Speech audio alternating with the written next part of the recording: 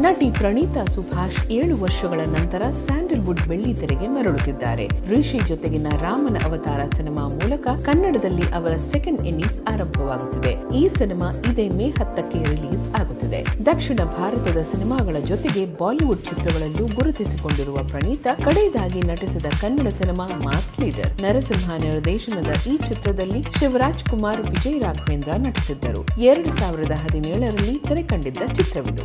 ಇದಾದ ನಂತರ ತೆಲುಗು ಹಾಗೂ ಹಿಂದಿ ಸಿನಿಮಾಗಳಲ್ಲಿ ನಟಿಸಿದ್ದರು ಪ್ರಣೀತಾ. 2021ರಲ್ಲಿ ಬಹುಕಾಲದ ಗೆಳೆಯ ಉದ್ಯಮಿ ನಿತಿನ್ ರಾಜು ಜೊತೆ ಸಪ್ತಪದಿ ತುಳಿದರು. ವಿವಾಹದ ನಂತರ ಬಣ್ಣದ ಲೋಕದಿಂದ ಬ್ರೇಕ್ ಪಡೆದಿದ್ದ ಪ್ರಣೀತಾ ಕಳೆದ ವರ್ಷ ಹೆಣ್ಣು ಮಗುವಿನ ತಾಯಿಯಾದರು. ಇದೀಗ ನಟಿ ಮತ್ತೆ ಸಿನಿಮಾ ರಂಗದಲ್ಲಿ ಆಕ್ಟಿವ್ ಆಗಿದ್ದಾರೆ. ಕಳೆದ ತಿಂಗಳು ಅವರ ಅಭಿನಯದ ಮಲಯಾಳಂ ಕ್ರೈಮ್ ಥ್ರಿಲ್ಲರ್ ಸಿನಿಮಾ ತೆರೆ ಕಂಡಿತ್ತು. ಈಗ ರಾಮನ ಅವತಾರ ತೆರೆ ಕಾಣುತ್ತಿದೆ. ಸಿನಿಮಾಗಳ ಜೊತೆಗೆ ಫೋಟೋ ಶೂಟ್ಗಳಲ್ಲೂ ಪ್ರಣೀತಾ ಸಖತ್ ಆಕ್ಟಿವ್ ಆಗಿದ್ದಾರೆ.